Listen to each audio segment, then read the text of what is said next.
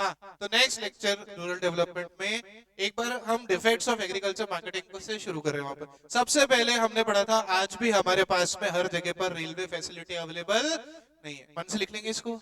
दूसरा था forced cell. Force cell का वही मतलब था क्या? Distress cell. क्या मतलब था? Distress cell. थर्ड, बहुत सारे मार्केट चेंजेस होते हैं, बिजनेस एनवायरनमेंट भी डायनामिक होता है, इसीलिए हर क्रॉप सीजन में चेंजेस हो जाते हैं। जब भी एग्रीकल्चर से का सीजन होता है तो हर क्रॉप सीजन में भी चेंजेस हो जाते हैं। उस चेंजेस को सारे फार्मर इजीली एक्सेप्ट नहीं कर पाते। फोर्थ, आज भी मैंने पढ़ा था वो आरआरबी, नाबार्ड, वो सबके होते हुए भी आज भी बेचारे गरीब फार्मर को लोन नहीं मिलता, स्टोरेज फैसिलिटी नहीं है। मिडिल मैन आज भी प्रेजेंट है क्योंकि हर जगह अपनी मंडी नहीं है। अपनी मंडी जैसे कॉन्सेप्ट सिर्फ कुछ ही एरियाज में रेस्ट्रिक्टेड है। Then weights and measures, farmer को स्टैंडर्ड वेट और मेजर आज भी पता नहीं है। And last, inadequate market information.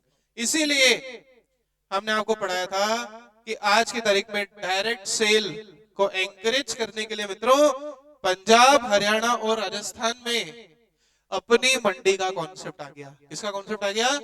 अपनी मंडी, जहां पर बिग बाजार जैसी चीजें और रायथू बाजार and the state of Tamil Nadu is through launching उसावर सैंडीज।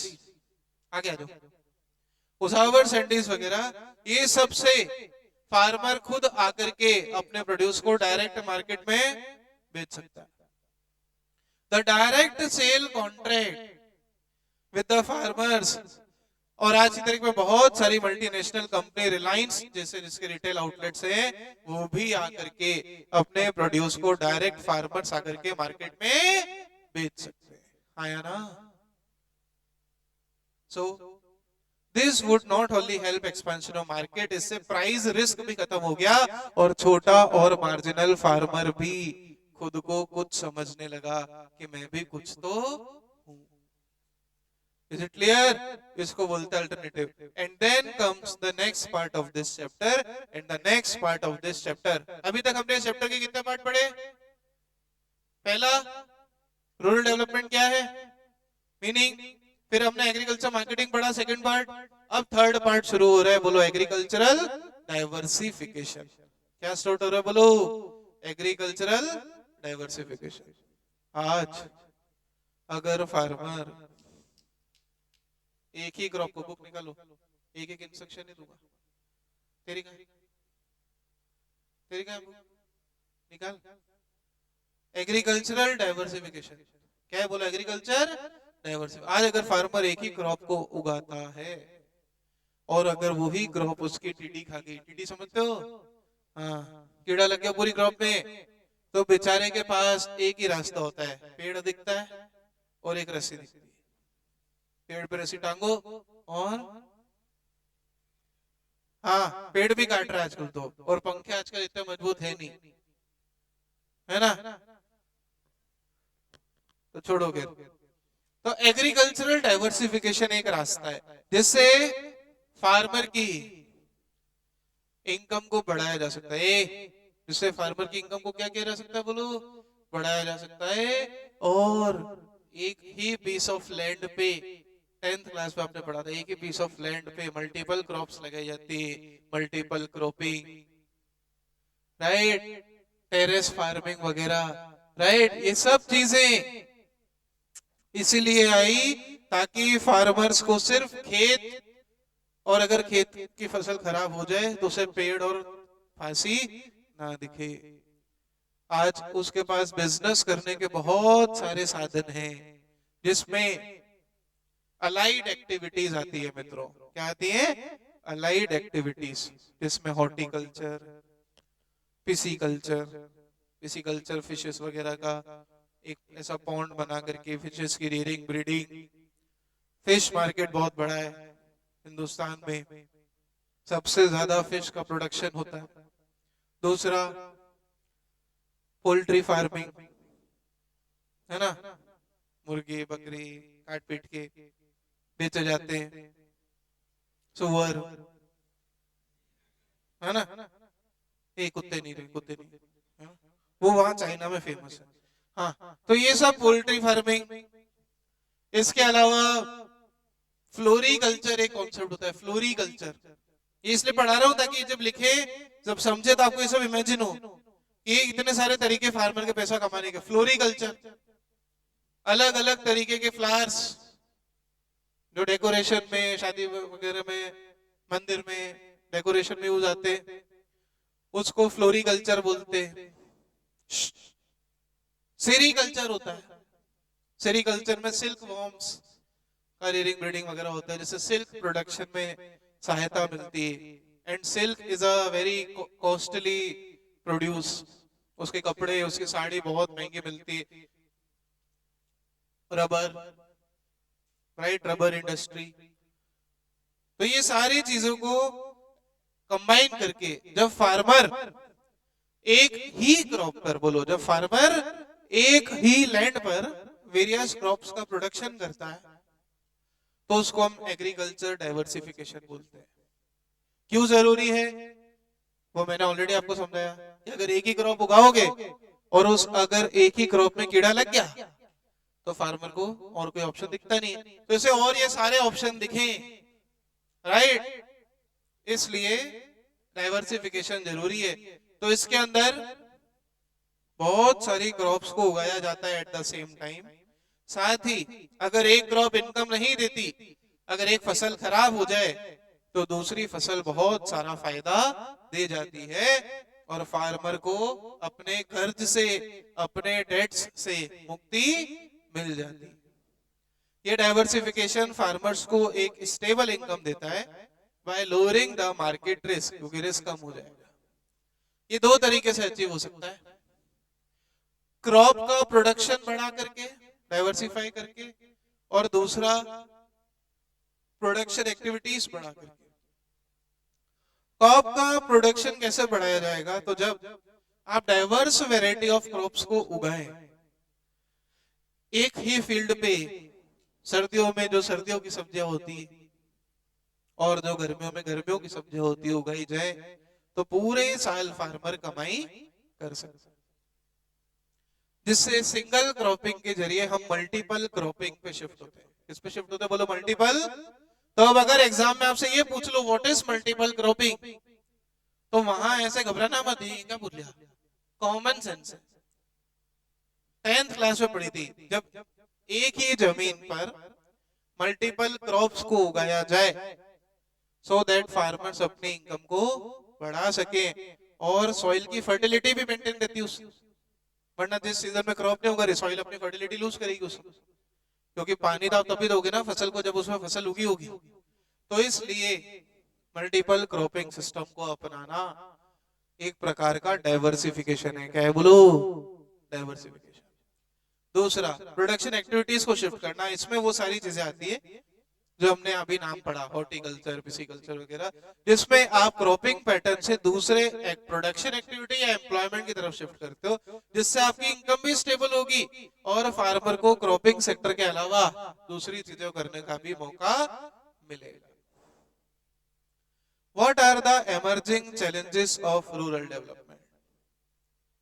सबसे पहला डाइवर्सिफिकेशन का केस एनिमल हस्बेंड्री, जिसमें आपका पोल्ट्री फार्मिंग, कैटल, गोट्स, फोल, फोल मतलब बतख, गूस वगैरह ये सब, ठीक है, इनकी भी रेयरिंग ब्रीडिंग होती है। India is one of the largest live stock, Bharat के पास सबसे ज्यादा पॉपुलेशन है वर्ल्ड में कैटल और इन सब की। Live stock production has increased stability in income, food security. इसका सबसे बड़ा एग्जांपल उदयपुर के केस में नाम लेते हुए हमें बिल्कुल भी संकोच नहीं है, क्योंकि उनका बिजनेस ही इतना बड़ा, Ranawat poultry farm. Ranawat poultry farm is into Hiranmagri, sector 3 में इनका है। और एक जमाना ऐसा था, क्योंकि हमारे पिताजी और उनके जो सबसे बड़े भाई है वो दोनों फ्रेंड में हुआ करते, तो वो बताते थे कि जब राणावत पोल्ट्री फार्म उदयपुर में शुरू हुआ तो रोज के 7 अंडे देकर के वो निकलते थे बेचने के लिए, और 7 अंडे भी कोई नहीं खरीदता था जिस समय वो शुरू हुआ। आज आज अगर मैं उसकी पर डे की सेल बोलूं तो कम से कम 15 से 20 लाख रुपए की सेल पर डे। अब 15 से 20 लाख रुपए की सेल के लिए सोचो कितने मुर्गे, कितने बकरे और कितने अंडे शहीद होते होंगे। 20 लाख का कलर रोज। हालत ये होती है कि जब दुकान बंद होती है, पोल्ट्री फार्म जब बंद होता है, तो नोट को कट्टे में भर के ले जाया जाता है, कट्टों, राइट। लाइव स्टॉक से कमा रहे हैं, किससे कमा रहे हैं? तो इससे स्टेबिलिटी इनकम है, फूड सिक्योरिटी है, ट्रांसपोर्ट करना, तो ये सब चीजें खाई जाती है, ठीक है ना, गाय बकरे, right. So without disrupting the food producing activities. अच्छा, कुछ इसमें भी प्रॉब्लम्स हैं। कई बार आपने सुना होगा कि जो बर्ड फ्लू करके प्रॉब्लम होती है, मुर्गियों में एक प्रकार की प्रॉब्लम हो जाती है बर्ड फ्लू। उस दौरान कोई भी अंडे खाए तो चक्कर पड़ जाता है, राइट। तो veterinary issues and efficient care उनकी, and low productivity due to backward know how. इनकी प्रोडक्टिविटी कम होती है और आप जान करके हैरान होंगे कि अगर अंडे खाते हैं, अगर खाते हैं, तो आप वो जो अंडा खा रहे हो वो अंडा है ही नहीं, पहली बात, ठीक है। मुर्गियों को डेली के इंजेक्शंस दे करके उनका मेंस्ट्रुअल वेस्ट से अंडे प्रोड्यूस किए जाते हैं, बिकॉज उनकी प्रोडक्टिविटी कम है। और जो सही मायनों में अंडा है वो देसी अंडा है। क्या है? देसी अंडा, वो भी जहां सही मिले वो, वरना तो उस पे पत्ते का कलर चढ़ा करके मार्केट वो अलग भी है। व्हाइट अंडों पे चाय पत्ती का रंग चढ़ा दिया और उसका कलर वैसा हो गया। तो बहुत जान परख करके जो है अंडे खाने चाहिए। तो आइडियली ये जो व्हाइट एग्स जो है जिसको आप खाते हैं देसी अंडे के अलावा, वो तो खाने ही नहीं चाहिए, बिकॉज वो मुर्गी को इंजेक्शन दे दे के उसका एक तरीके का जो वेस्ट है वो आप अंडे के रूप में देख रहे हैं। तो एनिमल हस्बेंड्री। दूसरा आता है फिशरीज। फिशरीज हेडिंग लगा लेना। फिशरीज, फिशेस का ऑक्यूपेशन की बात कर रहा है। The fisheries play an important role in the socio economic development of the country. Bharat के कई हिस्सों में तो खाते ही मच्छी और चावल। साउथ में आप चले जाओ, उधर आप बंगाल साइड पर चले जाओ, राइट। अरे हमने पूछा थोड़ी है, मैं तो बता रहा हूं। वहां तो मैंने सुना है दाल में भी होती है फिश, हाँ। तो जिसमें rivers, ponds, lakes, streams, marine sources, जहां जहां पानी होता है, ठीक है ना। और वहां ये मत पूछना मरीन सोर्सेस क्या होते हैं, थोड़ा दिमाग चलना। मरीन सोर्सेस के अंदर फिशेस का जो है प्रोडक्शन वगैरह, और it is one of the fishes production जो कम्युनिटी है वो आज भी बैकवर्ड है देश के अंदर। उसका जो फैमिली स्टेटस है वो भी बहुत पुअर है, बिकॉज उनके पास कुछ प्रॉब्लम्स है। सबसे पहला, फिशेस को पकड़ करके बेचने के अलावा उनके पास और कोई काम है नहीं। सुबह निकलते नाव लेकर, हजारों मछलियां पकड़ के लाते समुद्र में से। कई बार तो मछली पकड़ते पकड़ते, मैंने आपको समझाया था, नेशनल इनकम में आदमी जो है श्रीलंका के बॉर्डर में घुस जाता, फिर वहां से अभी उनका रोज का है, वहां सेना भी है, हमारे ट्रूप्स भी है, फिर उनको पता ही है मछली पकड़ने आए फिर चले जाएंगे। क्यों? क्योंकि उनके पास मछली पकड़ने के अलावा और कोई एम्प्लॉयमेंट का साधन नहीं। दूसरा, mobility of labour to other sector. अच्छा, और उन्हें आता भी मछली पकड़ना ही है और कुछ उनसे होता भी नहीं है। एंड थर्ड, इनकी पर कैपिटा इनकम बहुत कम, very less per capita income. तो जो लोग फिश खाते हैं, fish is a rich source of protein, nutrition, ठीक है। जिनके B12 की दिक्कत होती, कभी अगर B12 कभी सुनो, विटामिन B12, उनको फिशेस खानी चाहिए, राइट, अगर खाते हैं तो, because it is the only source in the world for B12।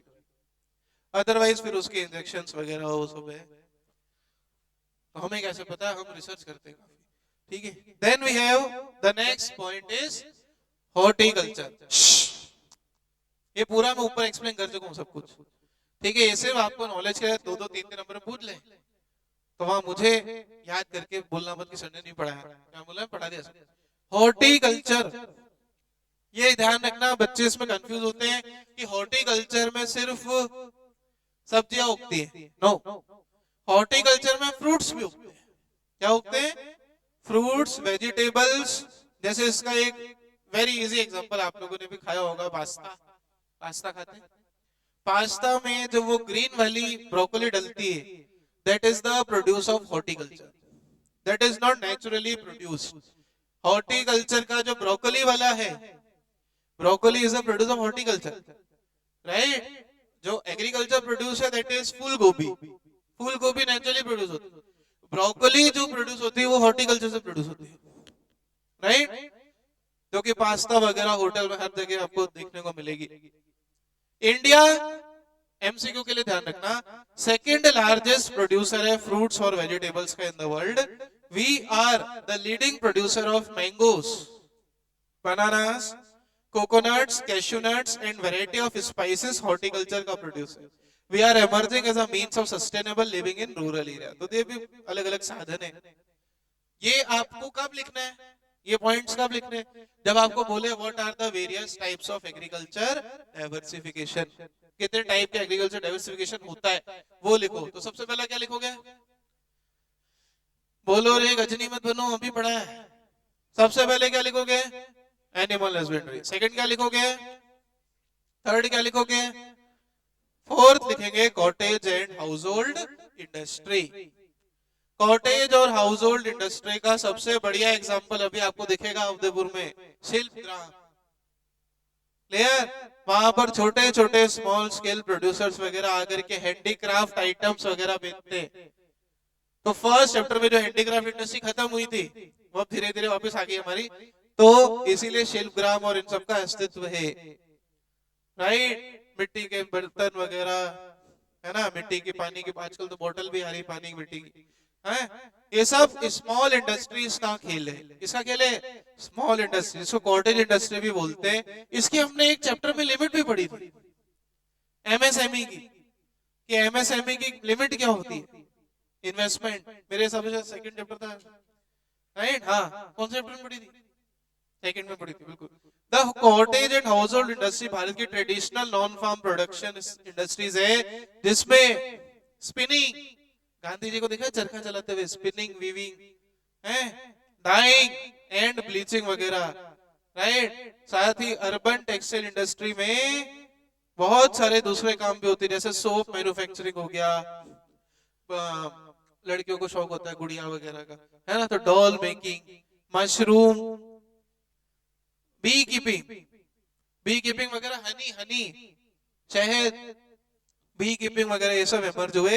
ये सब स्मॉल स्केल इंडस्ट्री का प्रोडक्ट है। This is promote by farms women's group focusing on employment of women in productive activities. सारा दिन घर पे रोटियां बना करके भी सास की गालियां ही अगर पड़े, तो इससे अच्छा कॉटेज इंडस्ट्री बना लेना और बढ़िया सास को बोलना हमें तुम्हारी जरूरत, ठीक है ना। Then we have the dairy. What we have? Dairy, milk production, ठीक है, production of milk and various dairy products. Please बातें नहीं।